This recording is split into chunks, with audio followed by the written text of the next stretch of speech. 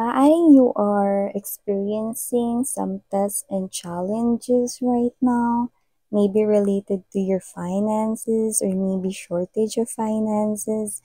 Pwedeng wala kang work ngayon or maybe this is you, may work pa rin na short or nagkukulang pa rin ang iyong budget or there's a problem sa iyong financial. No? Pero others, it could be problem right here about your personal life. But more likely, I'm getting it is related with your money and coins. Let us see.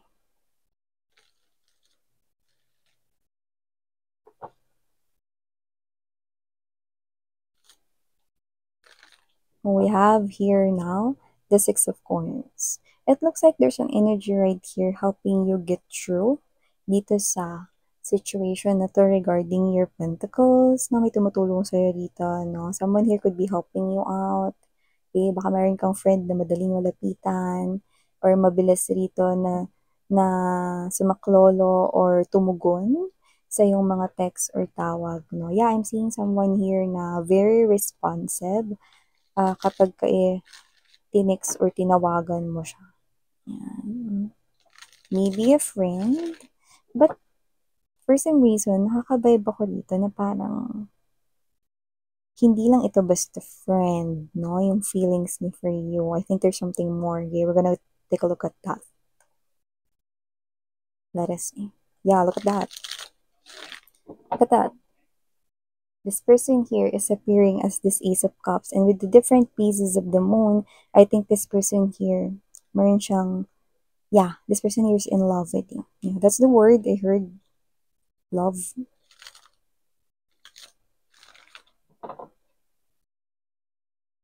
Diba? Kinonfirm. Let us see what's happening here.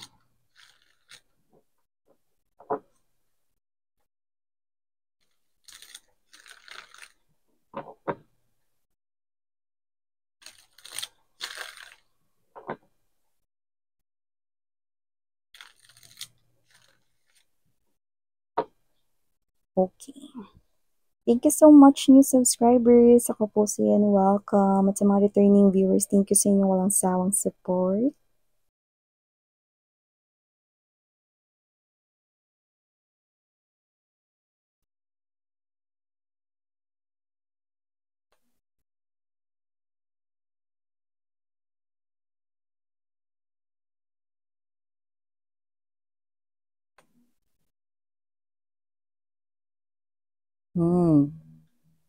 Hindi mo talaga masasabi. Nakikita ka ng taong ito bilang Queen of Cups energy. Good thing, nakita natin dito ng diretsyo, no, yung advice for you guys. So, let me do the honor na sabihin yan sa inyo later, no? But let me just lay all the energies first sa ating table. Yeah, look at that. Hindi mo talaga masasabi. Main energy of this person here, the double energy.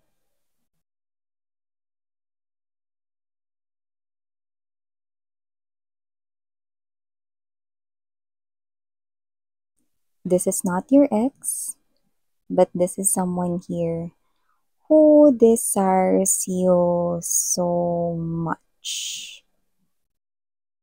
Malaki yung pagkagusto niya sa'yo, gustong-gusto ka niya, wala siya ibang nakikita. This person is seeing you as the Queen of Cups. Yan. Nakikita ka niya bilang kanyang woman or man. Ibig sabihin in love siya sa'yo, pero hindi mo siya ex at wala rin sa inyong romantic na connection. Pero lumalabas siya rito bilang friend mo na posibleng friend mo or katrabaho or kung sino man ito, no, alam mo na meron siya ritong feelings para sa iyo na gusto ka niya, pwedeng nililigawan ka niya, no, or pwedeng alam mo yung nararamdaman niya for you because this person here is appearing as well as the King of Wands to the Seven of Coins energy. This person here, sinasabi mo sa akin that he or she is a nice person. This person helps you a lot. When we say a lot, ibig sabihin maraming beses na rin siya rito na nag-show up every time you need help, especially if you need help. Okay? So, whoever this individual is, this person here appears to be, no, na with the King of Wands, okay, malaki yung pagkagusto niya sa'yo rito. Ano? At pwedeng matagal-tagal ka na rin niyang gusto with the Six of Cups energy. Pwedeng matagal mo na rin siyang friend, matagal na rin kayo rito magkakilala, no, anything. More likely, alam ninyo talaga na may gusto siya sa inyo. But it's just that maybe this is you, nakikita ko pa rin na nakikipag-communicate pa rin kayo ng tuloy-tuloy sa kanya, no? At kung sino man 'to posibleng, friend niyo pa rin talaga siya ngayon at yung iba posibleng kasosyo niyo siya sa negosyo or sa inyong business. Yung iba naman puwedeng katrabaho niyo pa rin ngayon. No? Yes, even though you knew that this person here is merong feelings at emotions for you, no? Alam mo, no, na may gusto siya rito sa'yo, no? Just take only what resonates, no?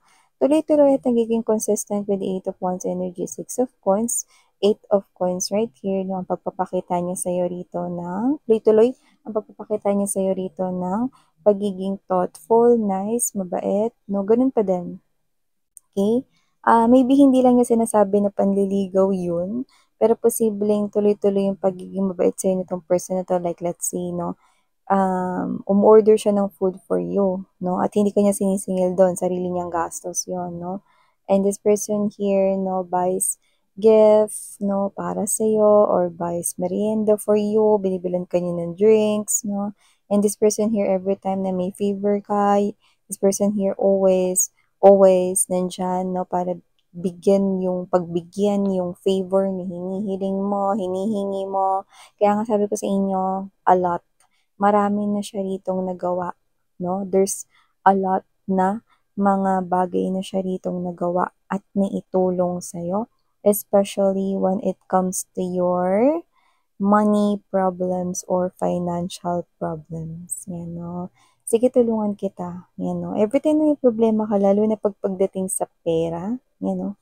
Lagi siyang nandyan. Yan, no? Pinapahiram ka niya, no? Nagpo-provide siya for you. Pagka na-short ka sa yung money, this person here, binibigyan ka niya or tinutulungan ka niya, pinapahiram ka niya ng money or coins dito. Yan, no? Pero, don't get me wrong. This person here appears to be the King of Wands. The King of Wands, when it's too much, the King of Wands has this energy of goal getter. Go getter. Ano bang ibig sabihin nun, Miss yan? When we say goal getter, no matter what. Ano man ang mangyari in Tagalog, diba? Yung no matter what. Ano man ang mangyari, gagawin at gagawin ng King of Wands, no, ang gusto niya ritong gawin at ang gusto niyang mangyari sa kahit na anong sitwasyon. Yun po yung tinataglay niya dito energy. And take note, the devil is right at the heart of this person's energy, heart of this reading, no? When it's too much, alam mo yung cheese in the trap, okay? Parang ito ay klase ng kasabihan, no? 'Di ba? Kapag example, 'di ba, sa mga bahay, no, pag meron kang gusto na mahuli na ano, maglalagay ka ng cheese or parang pagkain, no, inside the trap, no, para mahuli mo, no, sapain yung gusto mong mahuli, no, na mabait, no, sa inyong house, no, example yun. So, ibig sabihin mga babes, no, even though this person here is a nice person, someone who is thoughtful, sobrang bait sa'yo, no? And this person here do not gives you any pressure, no? Kung magugustuhan mo din ba siya or sasagutin mo ba siya or whatever, no? Hindi man niya yung pinapaalala sa'yo rito, but this person here is lumalabas na King of Wands, the devilish energy, don't get me wrong. Human beings, hindi ko judge, no? Pero human beings has this innate na maging greedy. The more na nakaka-tempt kagaya ng cheese sa loob ng isang trap, no? The more na nakikita niya palagi ikaw, the more na ginugusto ka niya. The more na palagi kanyang nakakasama, no, the more na nagugustuhan ka niya, no, na maging ka in relationship niya. So ngayon mukhang okay lang, no, na nagbibigay siya rito, no, ng presence at tulong sa'yo, no, nakokontento siya doon, no. Pero with the King of Wands energy and the Devil energy, no, when it's too tempting, kapag masyado na siyang natitempt dito, this person has this tendency na maging greedy. At nakikita ko rito na lahat mga babes, ito hindi mo nakikita, no, pero I love what I'm seeing right here because very clear ito para mabigyan ko kayo rito, no, ng payo, no, kagaya ng mga sinasabi ng mga cards dito for you guys, no. This is something here na hindi mo inaasahan because this person here is too mabait or too thoughtful sa'yo. Masyado siya ditong nice sa'yo to the point na hindi mo iniisip, no, na kahit na may gusto siya sa'yo rito, na is okay lang sa kanya na maging friends kayo, okay lang sa kanya basta nakakasama kayo at nakikita ka niya ng madalas, no. Pero, this person here has this tendency na maging greedy. So, nakikita ko rito, in short, maniningil siya sa'yo in time. Sisingilin ka niya sa lahat ng mga nagawa niya ritong tulong sa'yo. Anong sinabi ko kanina? When it's too tempting, what will happen? Okay? Someone will want it even more. So, ibig sabihin, hindi siya makukontento na maging friend ka lang niya sa near future, no? At isusumbat niya po lahat sa inyo ng tulong na nagawa niya rito, no? And you will be like this. Nine of Swords to the Two of Wands. Dito ka na parang maiipit, masistuck, no? You will be at the crossroads right here because you thought, okay lang, no? Okay lang na friends lang kayo, okay lang na yung setup ninyo is hindi kayo romantically involved with each other, no? Pero, hindi ganon, no? This person here, okay, sisingilin niya lahat ng mga tulong na nagawa niya sa iyo at isusumbat niya yon, no? Parang siya to, no, darating sa point na kukumprontahin ka niya rito with the Seven of Wands energy, will be this defensive right here, okay? And I'm seeing na sometimes when it's too emotional at pag nape-pressure ka, you tend to be sensitive and medyo mapapaluha ka rito kasi itong klase ng energy na to is hindi mo inaasahan na babaliktad, no? So, nakikita ko dito that with the Five of Swords energy, Ace of Wands, because of that too tempting, masyadong nakaka-tempt, no? Na, na pinakahahangad ng puso niya, pinakahihiling niya na romantic situations dito, yun na yung last resort niya, no? Sasabog siya dito at isusumbat niya lahat sa'yo rito at sasabihin na parang ganito, no? Sa lahat ng nagawa kong tulong, wala ka pa rin naramdaman para sa akin. Sa lahat ng mga nagawa ko for you, ano yun? Yan, oh. Diba? At first, okay lang. Pero sa kalaunan, hindi okay. Because you will be at the crossroads right here. Maliban sa magiging awkward yan, no? Ikaw ito na parang, bayaran ko na lang nga lahat ng mga itinulong niya sa akin. Yan, no? Kasi nakikita ko dito na hindi mo siya kayang mahalin. Either may mahal kang iba, or nakikita mo lang siya bilang friend mo. Sabi ko nga sa iyo, human being has a tendency to be greedy if it's too tempting. At dahil palagi kanya nakikita at palagi kanya rito nakakasama, mas lalo niyang ginugusto yung more sa relationship ninyo.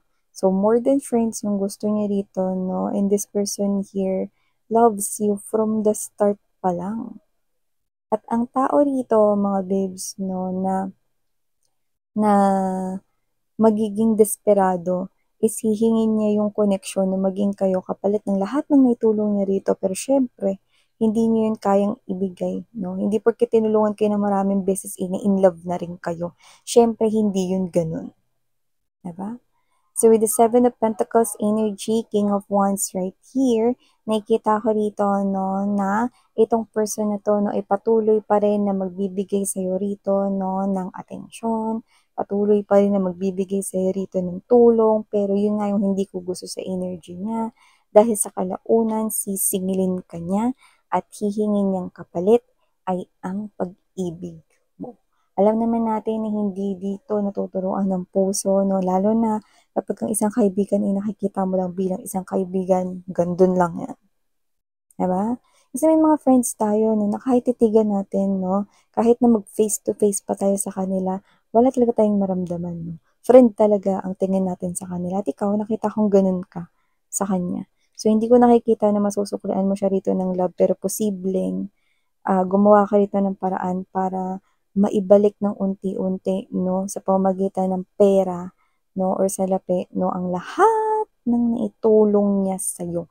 Kasi nakikita ko na isusumbat niya ang lahat ng 'yan, na ako yung palaging nasa tabi mo, ako yung palaging nandidito tapos hindi mo ako kayang mahalin, bla bla bla bla bla bla bla bla. Yan. Nakikita kong isang argumento at confrontation with the Five of Swords energy right here. Yan, no? Oo, tama ka, mabait siya. Pero dahil hinahangad ka niya pangarap ka niya eh. At alam mo, kahit hindi niya aminin dito, lahat ng tulong na ginagawa niya sa'yo rito, kahit papaano meron diyan na parang greedy sa heart niya rito na parang, sana mapansin mo ko, sana mapansin mo ko, yan. May ganun-ganun eh, no? So, kasi naman tong energy na to, nakikita ko rito, na itong person na to, no, ay magiging parang sasabog siya rito, no? Nakita mo yung flame na yan? Ang dami kong ginawa sa'yo tas hindi mo ko nakita bilang isang lalaki or bilang isang babae na puwedeng mahalin? Ano yun? Lahat ng ginawa kong tulong sa'yo, ano yun? Ano, 'di ba? Hindi mo naman 'di ba? Hindi mo yun ini-expect, hindi mo yun hiniling, 'no? Willing kang bayaran yung mga 'yan, 'no? Hindi mo talaga kayang ibigay yung hinihingi niya rito. Kaya kahit sabihin pa na ngayon okey kayo, okey lang, walang pressure, accept niya na friend mo lang siya, no, hindi sa kalaunan lahat 'yan, isusumbat niya 'yan sa'yo babe. If this is your reading ha, yun ang nakita ko rito, sisingilin ka niyan 'no, at ang kapalit na kanyang hihingin ay ang pag-ibig mo. Wow, 'di ba? So I think this also appears here to be a personal reading, okay? Maybe for viewers watching, but just take only what resonates. But I'm seeing you being in a complicated, stuck situation because of this person here will definitely make signal to you all of the good deeds that he or she had done for you and not a single of them all na may maiiwan siyang babanggitin because every help that this person here, okay, na binigay niya sa'yo, lahat yon maririnig mo na isusumbat niya sa'yo. Ang gusto niyang hingin ditong kapalit ay ang iyong pag-ibig pero nakikita kong hindi mo siya dito minamahal bilang isang lalaki at isang babae, kundi isang kaibigan lamang ang tingin mo sa kanya. Ngayon, isa ito na malaking anunsyo or advice sa'yo ni universe 'no, na ito yung posibleng mangyayari pa lang sa nakararami sa inyo. So, ito yung bagay na dapat mo ritong pakatandaan at okay para alam mo na rin 'no, paghandaan. So, yan. Ito yung mga mensaheng nakuha ko here for you, babes. Thank you so much sa oras mo 'no. Yan 'no, isa itong malaking desisyon na dapat mong gawin lalo na kung naka-resonate ka mga mahal, okey? So, thank you ako po sa 'yan, Sarang Hail of Enlightenment.